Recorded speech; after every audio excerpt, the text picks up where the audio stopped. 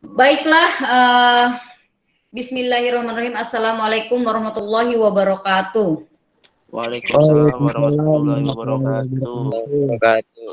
Oke, terima kasih atas partisipasinya. Di perkuliahan kali ini kita membahas tentang IR diagram ya. Dan untuk pertemuan kali ini gitu ya, ini di sistem basis data. Nanti kita belajar bagaimana cara merancang database itu dengan menggunakan IR diagram. Oke ya, baiklah saya akan share materi yang akan disampaikan pagi hari ini. Pemodelan data atau bisa kita ini dengan data modeling. Oh ya, suara saya kedengeran kan? Jelas? Jelas. Oke, terima Jelas, kasih ya. jelas. Terima kasih untuk kelas TI 2A pagi ya. Gitu ya. Jadi kalau nanti ada suara saya putus atau apa, tolong nanti di ini aja, infoin aja. Seperti itu. Nah, sebelum kita berbicara tentang IR diagram itu sendiri, nah di sini ada namanya model dari basis data. Apa sih yang dimaksud dengan model basis data itu sendiri, gitu ya? Dan di sini itu kita bagaimana bisa mengintegrasikan atau menggambarkan sebuah data, cara hubungan antara data dan batasan-batasan data tersebut. Nah, fungsinya di sini untuk mempresentasikan data sehingga data tersebut itu akan mudah dipahami. Itu ya yang dimaksud dengan model dari basis data.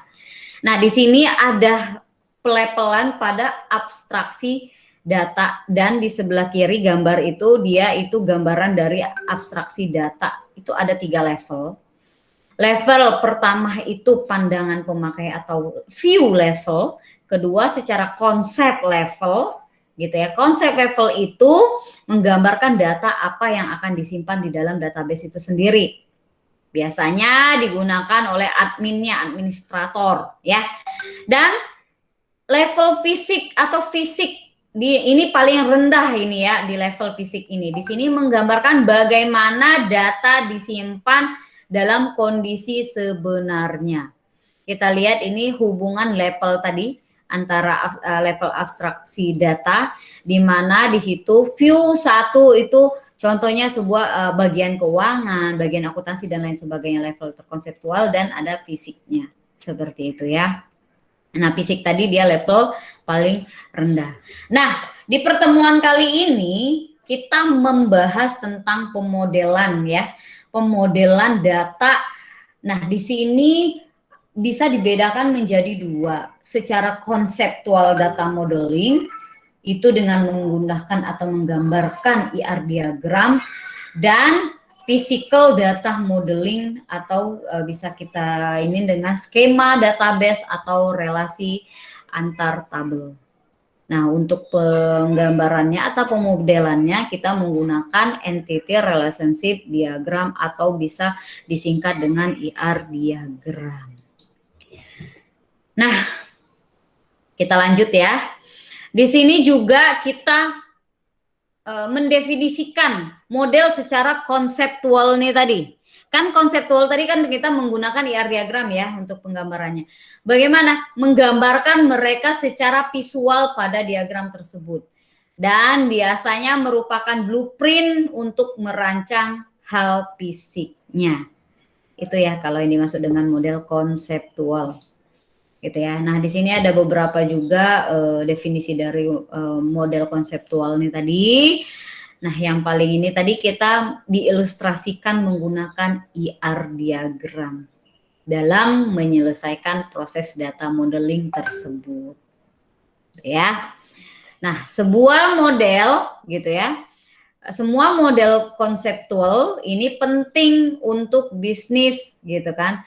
Karena di sini kita lihat, kita menjelaskan persis kebutuhannya, menjelaskan kesalahan dan kesalahpahamannya, gitu ya. Dan bentuk dasar yang kuat dalam mendesain database fisik. Oh ya, saya mau tanya ini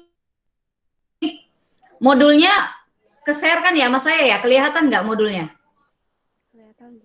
Kelihatan, Bu. Kelihatan Bu, Iya, kelihatan. alhamdulillah. Oke, ya ini modul ini udah saya share juga di Google Classroom ya. Jadi takutnya saya belum ke-share ini tadi di sininya gitu ya, di Google Meet-nya. Baik, kita lanjut kembali. Nah, di sini ada model data berbasis objek. Di sini kita menggunakan konsep yang tadi ya. Nah, apa saja ada jenis dari model data tersebut gitu ya. Ada yang namanya entity relationship, skematik, fungsional, dan object oriented. Seperti itu. Coba ya, bentar saya buka dulu. Oh, ini masih oke, sip.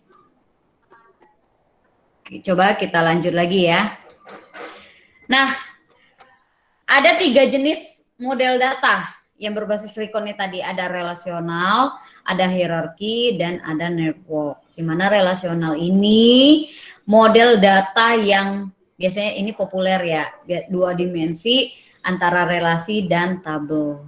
Dan ada namanya hierarki itu sebagai pohon, model pohon. Kalau network atau jaringan biasanya ini salah satu contohnya itu setiap anak bisa memiliki lebih dari 1 orang kendali dan sebagainya, seperti itu ya. Nah, kita lanjut ke entity relationship model nih tadi. Di sini semua entitas dan atribut serta semua hubungan antara entitas yang paling penting biasanya di sini melatar belakangi seperti entitas, tipe data, dan kendala-kendalanya. Jadi model tidak memerlukan diagram, tapi diagram biasanya alat untuk yang sangat berguna dalam pembuatan sebuah database. Seperti itu ya. Oke. Sebelum kita masuk ke IR diagram, kira-kira ada yang ingin ditanyakan? Ada atau lanjut? Halo, pada tidur ya? Lanjut, Bu. Lanjut. Lanjut, Bu, Oke. lanjut. Oke, berarti belum ada kendala ya. Oke, kita lanjut. IR diagram atau disebut dengan entity relationship diagram. Nah, konsep yang paling dasar di model IR ini sendiri berupa entitas, relationship, dan atribut. Gitu ya. Nah, IR itu sendiri dia merupakan gambaran atau diagram yang menunjukkan informasi di mana dia dibuat, disimpan, dan digunakan dalam sistem. Biasanya IR itu sendiri digunakan dalam tahapan analisis perancangan database. Bisa kita sebut IR diagram, bisa kita sebut entity relationship diagram, dan bisa kita bilang juga IRD. Terserah kalian mau seperti apa manggilnya, gitu ya. Oke, kita masuk ke konsep utama dari model IR tadi ya. Entitas, dia nggak usah ini ya, kita tuh ada entitas, ada relasi, dan ada atribut. Hanya itu sebenarnya ya. Dan constraint itu batasan gitu ya. Nanti kita bahas satu-satu, entitas itu seperti apa, relationship itu apa, atribut itu seperti apa. Dan salah satu komponen dari IRD ya. Seperti inilah salah satu komponen-komponen dari IRD tersebut. Nah, yang pertama, elemen-elemen dari IRD tadi kan ada entitas, ada relasi, ada namanya atribut. Kita pertama entitas dulu. Entitas itu dia itu bisa berupa orang, bisa berupa kejadian, benda, dan lain sebagainya. Ya. Contoh, entitas mahasiswa. Apalagi? Contoh, entitas mobil, boleh. Contoh, entitas buku, nggak apa-apa. Nah, cuman ini kita lihat entitas itu dia terdapat 2, namanya ada weak entity dan strong entity, atau entitas kuat dan entitas lemah. Dan digambarkan dengan bentuk persegi ya, dalam bentuk persegi. Entitas itu seperti itu. Nah, ini yang saya bilang tadi ada 2 tipe entitas. Ada namanya strong dan ada namanya weak. Contoh kalau strong itu dia bisa berdiri sendiri tanpa tergantung dengan entitas lain. Kalau weak dia itu keberadaannya itu tergantung pada entitas lain. Seperti itu ya. Seperti ini penggambarannya. Jadi seperti ini ya. Kalau dia 2 begini berarti dia itu weak. Kalau strong seperti ini. Jadi seorang pegawai bisa memiliki beberapa beberapa tanggungan. Beberapa tanggungan itu bisa dimiliki oleh satu pegawai. Jadi kalau tidak adanya pegawai itu nggak bakalan ada namanya tanggungan. Seperti itu ya. Nah, kita lanjut masuk ke elemen kedua. Itu atribut. Atribut itu dalam bentuknya opal ya, kita gambarkan. Ingat, atribut itu properti, gitu ya. Propertinya entitas mahasiswa apa? Ada yang tahu? Ayo, coba saya ini ya. Boleh, Aulia, propertinya mahasiswa itu apa kira-kira? Atau siapa aja? Kartu mahasiswa, Bu. NPM.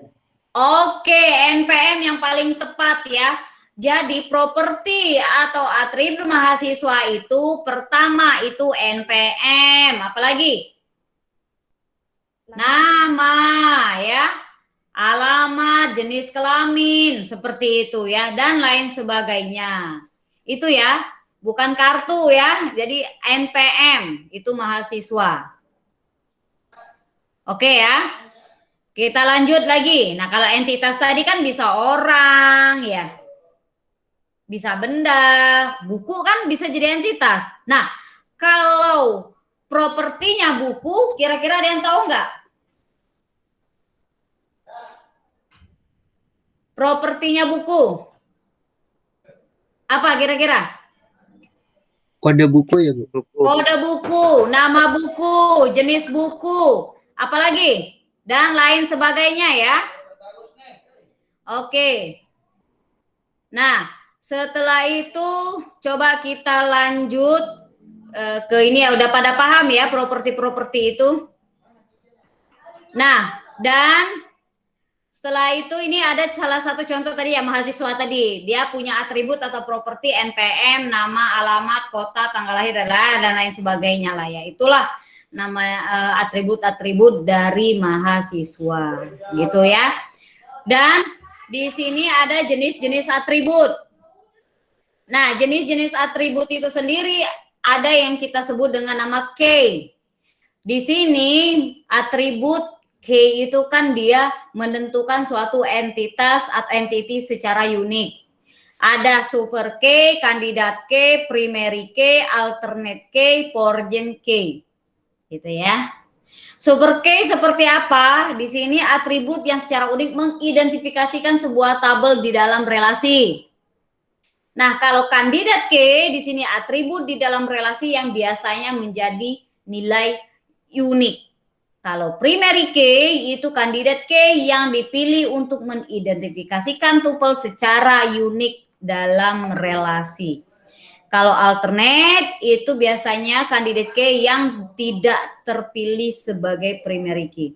Kalau foreign key itu dia lebih ke kunci tamu ya. Seperti itu. Nah, ada jenis-jenis dari atribut tadi. Ada atribut simple, atribut multi value. Sedangkan kalau atribut simple itu atribut yang memiliki atau bernilai tunggal. Kalau multi value itu atribut yang memiliki kelompok unit instant entity. Kita lihat selanjutnya ada namanya komposit. Kalau komposit seperti ini ya. Ini suatu atribut yang terdiri dari beberapa atribut yang lebih kecil yang mempunyai nilai tertentu. Nama, di situ ada nama depan, tengah, dan belakang. Kalau derivatif itu suatu atribut yang dihasilkan dari atribut lain. Itulah yang dimaksud dengan atribut. Sekarang kita berbicara tentang relasi. Relasi digambarkan belah ketupat. Kalau atribut tadi digambarkan dengan opal. Nah, kita lihat ini. Relasi itu kita memiliki nama berupa kata kerja. Gitu ya. Kita menggunakan kata kerja dengan penggambarannya menggunakan simbol belah ketupat. Contoh di sini ada di sini beberapa mahasiswa bisa mengambil beberapa mata kuliah. Ini yang namanya apa sih namanya relationship atau relasi gitu ya. Atau beberapa mata kuliah bisa diambil oleh beberapa mahasiswa. Nah, kita lanjut ke derajat dari relationship.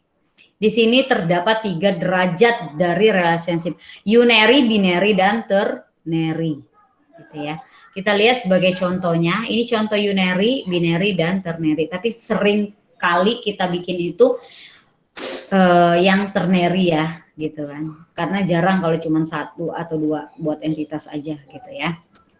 Tergantung kasus yang kita hadapi. Kardinalitas ratio constraints. Apa sih yang dimaksud dengan kardinalitas? Batasan jumlah keterhubungan satu entitas dengan entitas lainnya. Jenis-jenisnya seperti apa? One to many, many to one. Bu, penggambarannya seperti apa? Boleh seperti yang di atas ini, seperti 1 ke 1 ini boleh, atau boleh seperti ini. Oke ya, paham ya? Contoh seperti ini. Seorang dosen paling banyak mengepalai 1 jurusan, tetapi ada dosen yang tidak menjadi ketua jurusan. Jadi one to one dan lain sebagainya. Dan bisa digambarkan juga seperti ini. 1 pegawai bisa memiliki 1 kendaraan. 1 kendaraan itu juga bisa dimiliki oleh 1 pegawai. Ini kalau one to one. Ini contoh many to one atau one to many gitu ya. Kalau di sini many to many atau M ke N seperti itu. Nah, seperti inilah simbol-simbol dari IR diagram itu. Tidak banyak sebenarnya. Ya, hanya 3 kalau buat ini entitas, relationship sama atribut. Itu hanya jenis-jenisnya aja, kalau atribut itu banyak ya. Jadi Bu, gimana pertama yang harus kita lakukan dalam pembuatan IR diagram? Di sini saya punya metodologi dalam penggambaran IR diagram. Pertama kita harus tentukan dulu entitas. Ada berapa entitas ini yang ada di dalam kasus kita. Setelah itu kita relasikan, baru kita gambarkan IRD sementara. Kita isi kardinalitasnya, kita tentukan kunci utama. Kunci utama itu primary key-nya ya, K-nya. Dan kita gambarkan IRD berdasarkan kunci. Ah Bu, ribet banget, tinggal gambar aja, tidak masalah kalau kita udah paham. Gampang sebenarnya dalam ini ya.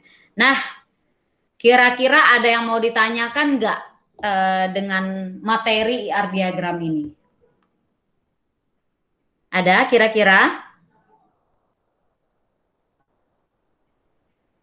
Bagaimana? Saya lanjut ya. Lanjut.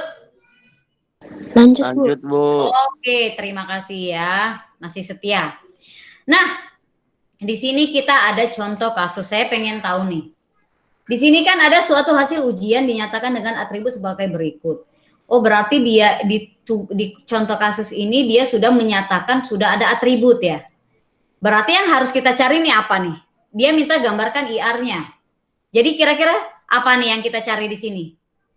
Ada yang tahu? Atribut sudah terbentuk. Berarti yang kita cari apa nih? Relasi, Bu. Bukan. Oke, relasi dengan entitas ya.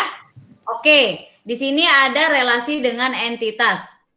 Coba saya minta waktu 5 menit, minta 5 menit ya. Boleh kalian gambarkan, boleh secara tertulis manual nggak apa-apa, nanti bisa di-share di Google Meet ini. Silakan 5 menit dari sekarang, saya tunggu.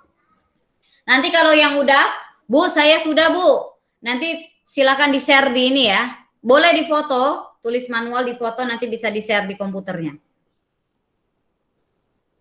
Ayo, saya tunggu. Kira-kira 5 menitan lah.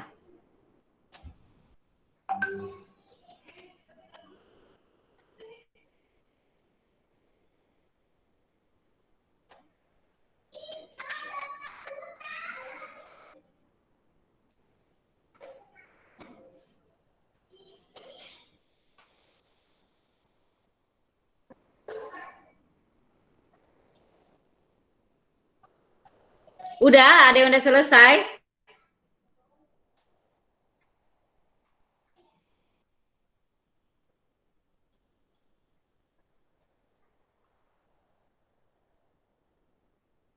Bagaimana? Saya ini aja kali ya. Ada yang udah selesai? Ayo. Gilang mungkin udah? Dengan soal yang tadi Gilang?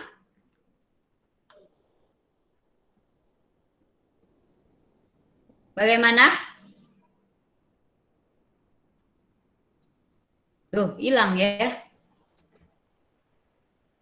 Atau mungkin yoga?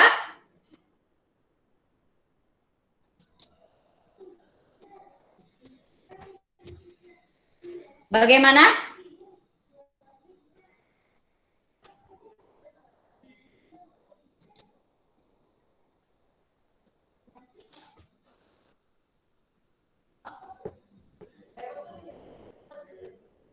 Bagaimana? Ada yang sudah selesai? Halo? Saya share lagi soalnya ya.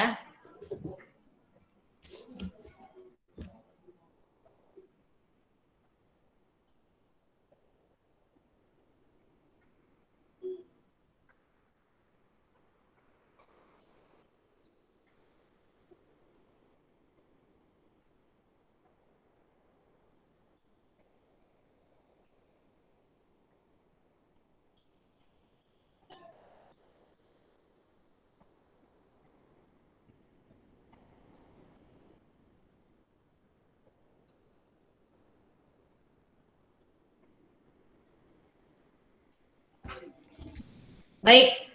Gimana udah? Ada yang sudah?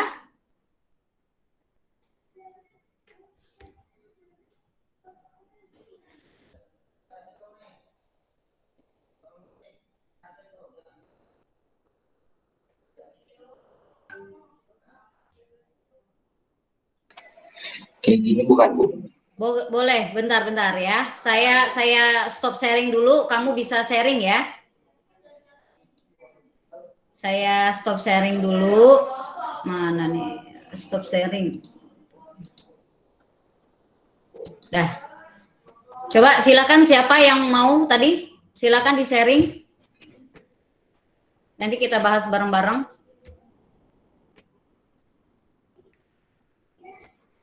Baik, terima kasih Sandi Haikal. Oke.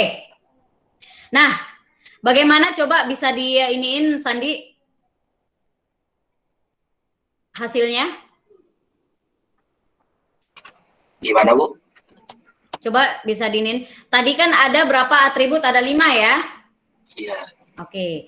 Nah, di sini kita lihat mahasiswa. Ingat, tadi kalau untuk ininya relasinya kata kerja ya. Oke, benar? Kalau ujian itu udah kata kerja bukan kira-kira? Iya, Bu. Oh iya ya, udah ujian. Oke. Nah, tadi ada 5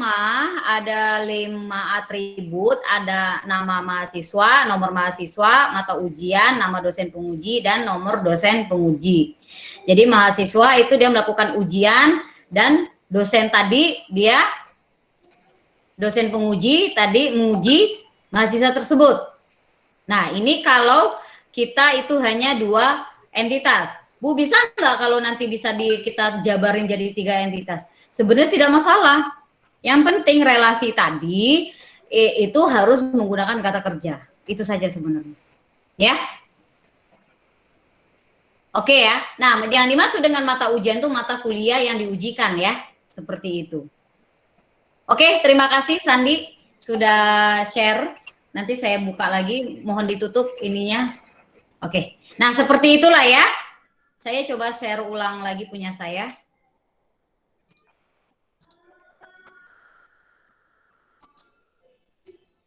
Oke, itu contoh soal pertama. Kalau soal kedua, waduh ini berupa paragraf, begitu kan? Bagaimana kita bisa menyelesaikannya? Kalau saya lebih enak kita jadiin point by point. Kita cari dulu entitasnya ada berapa. Di sini sebuah perusahaan mempunyai beberapa bagian. Masing-masing bagian mempunyai pengawas dan setidaknya satu pegawai. Pegawai ditugaskan paling tidak satu bagian. Gitu ya. Dapat pula beberapa bagian. Paling tidak satu pegawai mendapat tugas di satu proyek. Tetapi seorang pegawai dapat libur dan tidak dapat di proyek tersebut. Jadi udah kelihatan ya. Itu ada namanya entitas pengawas, ada entitas bagian, ya, pegawai dan proyek. Kita lihat di sini udah ada ya kalau ini ininya. Nah, kita lihat sama matrik relasinya. Menjalankan, menggunakan, ditugaskan, dijalankan, bekerja pada gitu ya. Baru kita tuangkan dulu dalam bentuk gambaran permasalahannya seperti apa. Itu ya. Setelah itu baru kita gambarkan sementara. Bagian dijalankan oleh pengawas, tadi bagian ditugaskan ke pegawai dan pegawai bekerja pada proyek. Seperti itu. Nah, baru kita mau isi kardinalitasnya. Seperti ini kardinal. Satu pegawai bisa dijalankan oleh satu pengawas. Seperti itu. Bu, boleh nggak kalau relasinya itu nggak sama persis, tidak apa-apa. Yang penting sejalur dengan kasus yang ada. Nah, setelah itu baru kita temukan kata kuncinya. Gitu kan, kita bikin kata kuncinya seperti itu ya. Baru di sini ada udah kuncinya ya. Ini boleh nanti bisa di ini lagi ya, di apa? Buka-buka lagi biar lebih memahami ya. Ada kunci tamunya, kunci tamu, ada kunci utama. Kunci utama itu merupakan primary key-nya yang punya dari suatu tabel tertentu. Kalau kunci tamu itu berarti foreign key-nya, dia bertamu ke tabel lainnya. Ini ya salah satu contoh. Dan ini juga ada contoh kedua gitu ya. Nanti bisa kalian praktekkan ya. Seperti itu ya. Ini ada. Kalau nanti kasusnya juga bisa seperti ini, bisa kita gambarkan. Seperti itu. Ya, ada hubungan. Nah, hubungan dalam data model memiliki sesuatu yang penting atau sangat penting untuk bisnis. Jadi menunjukkan bagaimana entitas terkait dari satu sama lainnya ya, gitu ya. Pasti memiliki kardinalitas. Apa sih hubungan kardinalitas dalam hubungan tersebut, gitu kan? Di sini kardinalitas untuk menentukan suatu kuantitas dalam hubungan menentukan sejauh mana satu entitas terkait dengan entitas lainnya atau menjawab berapa banyaknya. Ini salah satu contoh IR diagram seperti itu ya. Ini ininya. Nah, tugas kalian gitu kan nanti ini kalau ini berupa kayak kwitansi atau slip itu ya. Jadi kita caranya bagaimana Bu? Kalau ini kita cari dulu ini ada berapa field yang terbentuk di sini. Berarti ada kode supplier 1, nama supplier 2, tanggal 3, 4, nomor 5, kode barang 6, nama barang 7, kuantitas 8, harga 9, jumlah 10, total faktur 11. Berarti ada 11 dari ya, tempo itu berarti ada 11 atribut. Seperti itu. Nanti bisa digambarkan seperti ini. Bentuk dari ERD FRS. Ada juga contoh seperti ini. Nah, sekarang jadi nanti ini kalian bikin apa sih namanya kasusnya apa Bu nanti kalian masih nyimpen mungkin pembayaran kuliah. Ini udah selesai ya ininya ya. Kalian masih menyimpan mungkin pembayaran kuliah atau mungkin struk nanti boleh di capture, nanti dikumpulkan pas minggu depan ya di sesi selanjutnya. Dikumpulkannya di mana Bu? Kumpulkan di GC dengan waktu yang telah ditentukan ya. Jadi boleh kalian itu kwitansinya itu berupa ya tadi atau kalian pernah belanja di mana dan lain sebagainya atau pembayaran dan lain sebagainya. Nah,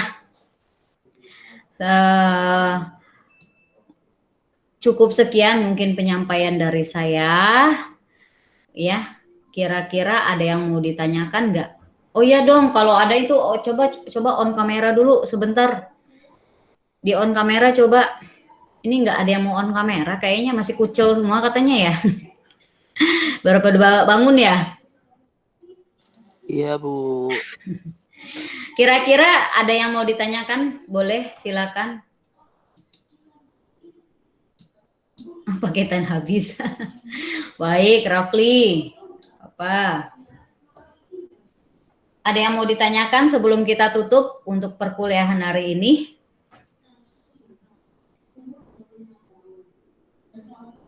Baik ya, kalau tidak ada, saya cukupkan sekian. Terima kasih atas partisipasinya. Nanti kalau ada yang ingin ditanyakan boleh ke WhatsApp grup ya. Nah, terima kasih semuanya. Saya akhiri. Wassalamualaikum warahmatullahi wabarakatuh. Waalaikumsalam warahmatullahi wabarakatuh.